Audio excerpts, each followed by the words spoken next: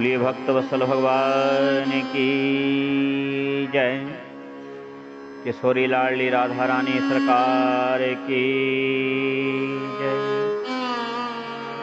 द्वारिकाधीश की जय। सत्य सनातन धर्म की जय। भारत देश की जय। परम आनंद कंद भगवान के श्री चरण शरण में भगवान आप सभी का मंगल करें। प्रिय मित्रों, जिस प्रकार भोजन में नमक नहीं हो तो वह अपनी अनुपस्थिति जिह्वा के माध्यम से आपके समस्त तंत्र को जता देता है।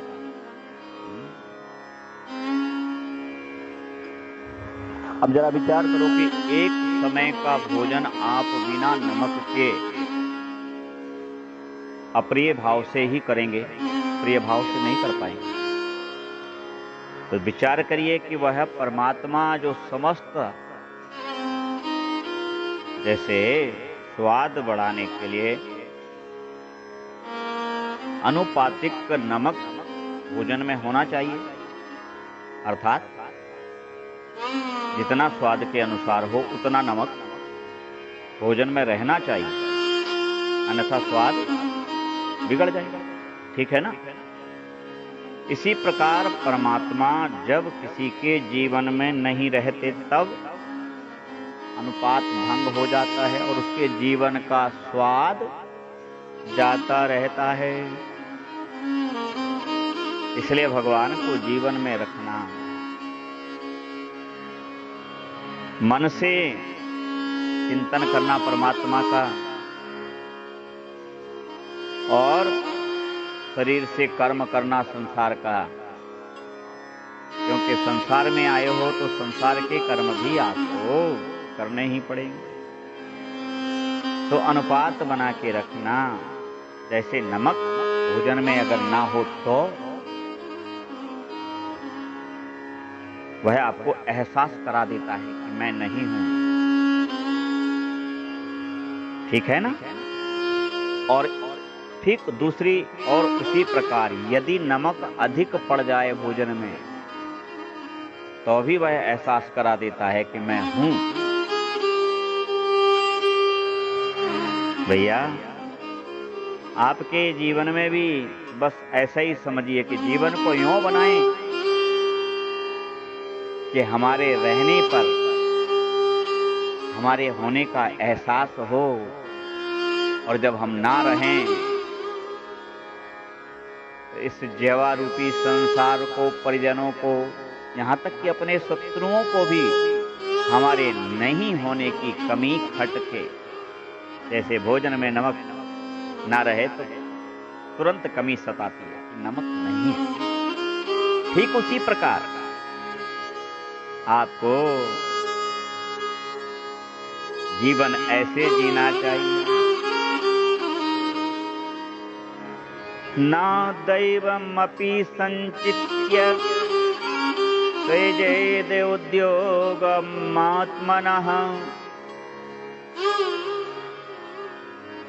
अनुद्योगेन कसतैलं तिलिभ्यः प्राप्तुमर्हति। तात्पर्य क्या है कि हम संसार में आए तो हमें कर्म करना पड़ेगा, कर्म करना चाहिए।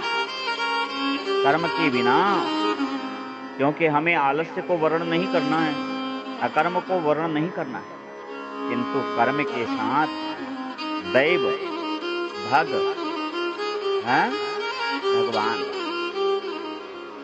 भगवान को लिए बिना। अच्छा विचार करो, क्या आप भोजन जब करते हो तो अकेला नमक खा के तृप्त हो सकते हो? नहीं हो सकते।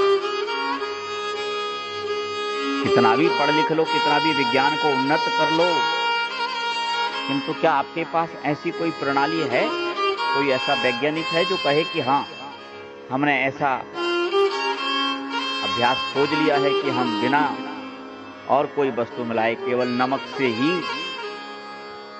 क्षुधा को दूर कर सकते हैं? नहीं कर सकते। ऐसे ही भैया, भगवान के बिना आपका जीवन ठीक वैसा ही है। इसलिए प्यारे भगवत भक्तों, बुद्धि और मन, क्योंकि चार जो ऐसे पदार्थ दिए हैं, आपका जो चतुष्टय है ना, वो आपको छकाता है। मन, बुद्धि, चित्त और अहंकार। और इनमें मन, ओ हो,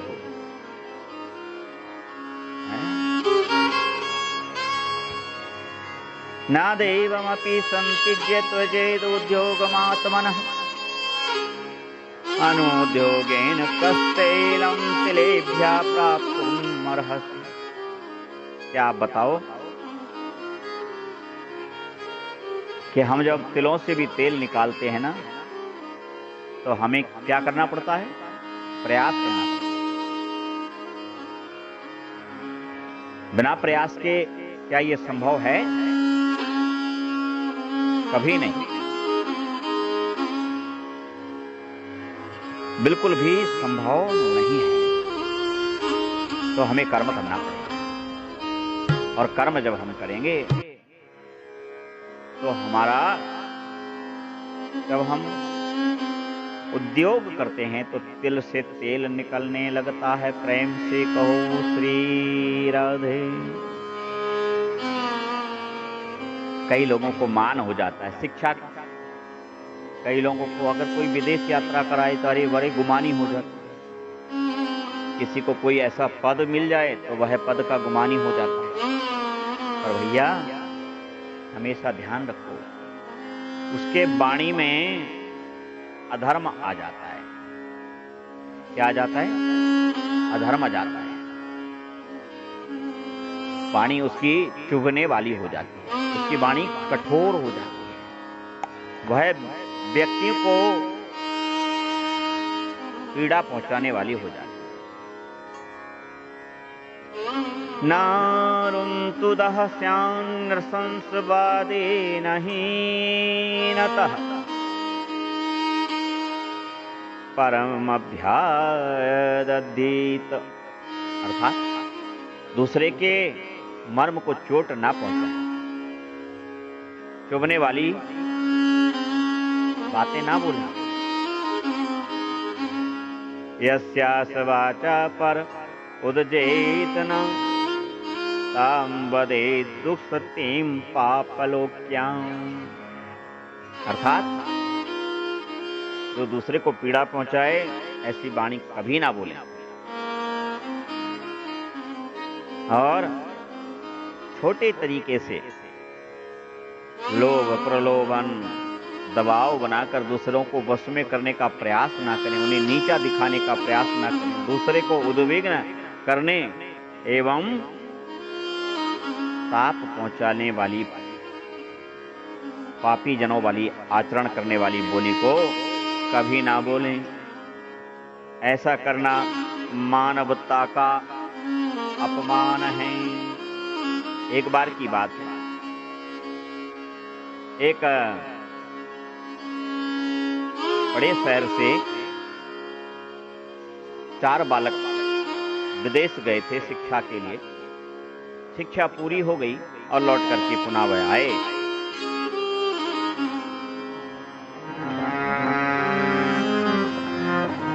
और जब आए तो चारों ने मन बनाया कि चलो भ्रमण करके आते हैं। भ्रमण के लिए गए और एक बड़ा सरोवर था, तालाब था, उसमें वह एक नदी थी। एक नदी में पहुंचे और जाकर के उन्होंने एक नाविक को बुलाया और नाविक को बुला करके नाव में बोले, हमको नाव में जरा घुमाओ, जल विहार कराओ। अब चारों विदेशी पढ़ाई के मद में लब्ध थे। नाविक सीधा साधा, बिना पढ़ा लिखा, भोला भाला, उससे पूछा,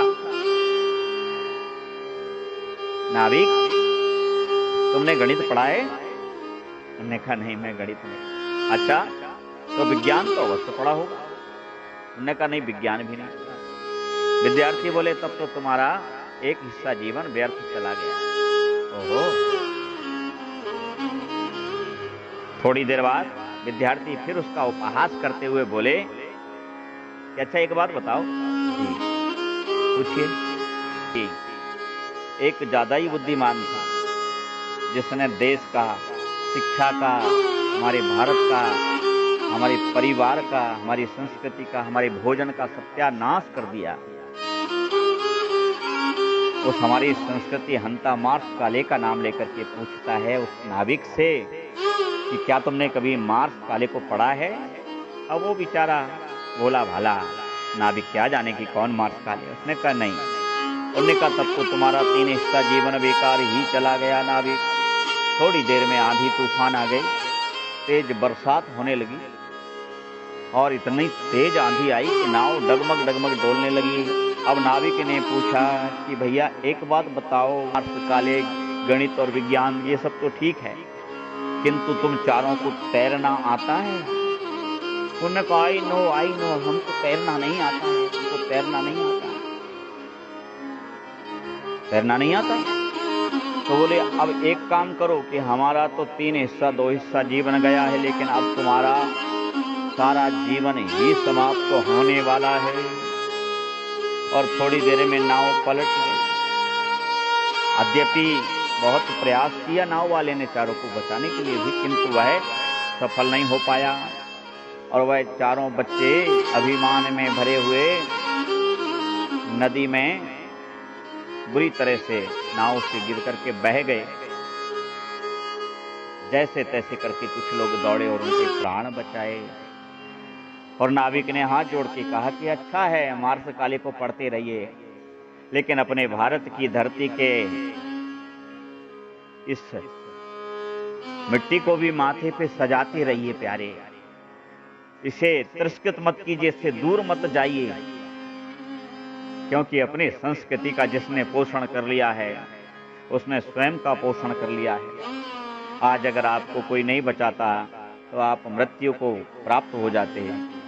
इसलिए आप इसको, देश के संस्कृतिज्ञों को पढ़िए, देश के ज्ञानियों को पढ़िए, देश के विज्ञानियों को पढ़िए। कौन रोकता है? उसके बाद आप सबको पढ़िए, किंतु ये भी देखिए कि कौन सत्य है और कौन असत्य।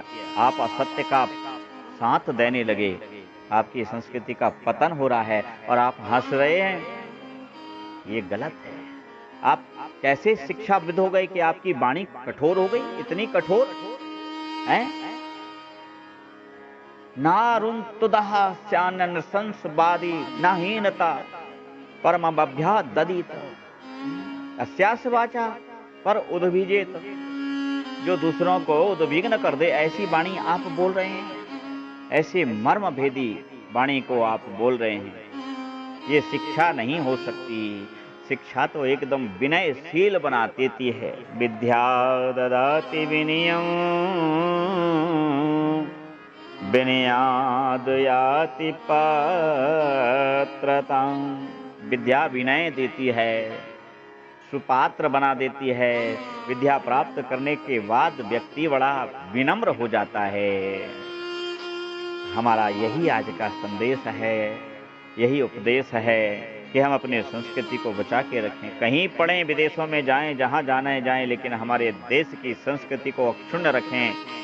और हमारे इस भारत भूमि का जो गौरव, इसी भारत भूमि से सबने सब कुछ सीखा है और फिर अपनी छाप लगा लगा करके। हमारे पुराणों में क्या नहीं है? सब कुछ है।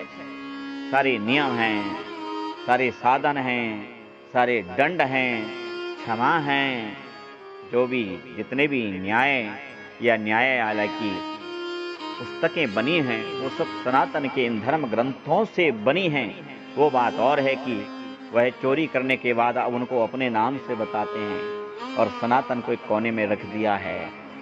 ये तो आपको ही तय करना पड़ेगा कि कौन सही है और कौन गलत है, कौन सही कर रहा है, कौन गलत कर रहा है। जागो मेरे भारतवासियों, आपको अपनी संस्कृति को भुलाना नहीं है। ये आपकी माँ है और माँ का क्या महत्व होता है ये मुझे बताने की आवश्यकता है। बोले भक्त वत्सल भगवान की जय, राधा रानी सरकार की जय, द्वारिकाधीश की जय, सत्य सनातन धर्म की जय, भारत देश की जय।